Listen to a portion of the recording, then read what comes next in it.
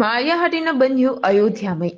Maliya Hatina PSI PK ચાવડાના માર્ગદર્શન હેઠળ ચુસ્ત બંદોબસ્ત રાખવામાં આવ્યો હતો.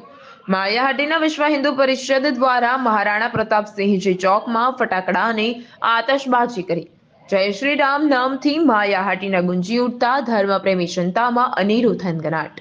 ઠેર ઠેર ઘરે દેવડા પ્રગટાવવામાં આવ્યા સાથે જ આકર્ષક રંગોળીઓ પણ બનાવવામાં આવી હતી. અલગ અલગ શેરી મહોલ્લા શણગાર સાથે ભગવાન શ્રી રામની ઝૂંપડીના ફ્લોટ્સ બનાવવામાં આવ્યા હતા.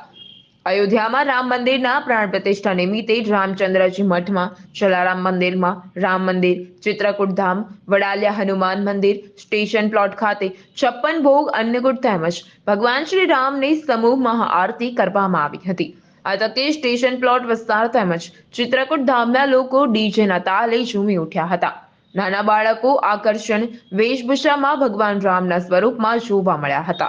વિવિધ મંદિરોમાં તેમજ વિવિધ સોસાયટીઓમાં બટુક ભોજન તેમજ મહાપ્રસાદ પણ રાખવામાં આવ્યો હતો.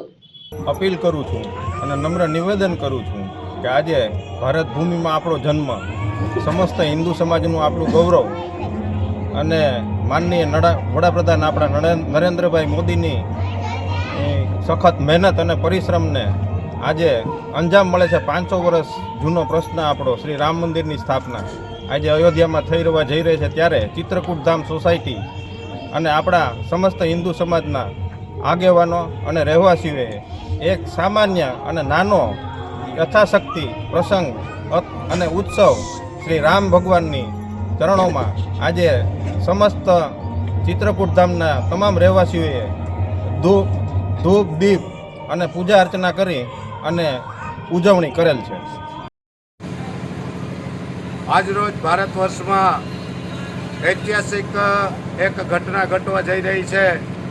અયોધ્યા ખાતે વર્ષોના સંઘર્ષ બાદ રામલલાની પ્રતિમાનું પ્રાણ પ્રતિષ્ઠા મહોત્સવ ધામે ધામે ભારતભરમાં ઉજવાઈ રહ્યો છે. ત્યારે અમે પણ અમારા લતાવાસીઓ દ્વારા આ પ્રસંગને ભક્તિભાવપૂર્વક અને ઉમળકાથી ઉજવવા માટે આ કાર્યક્રમનું આયોજન કરવામાં આવ્યું છે.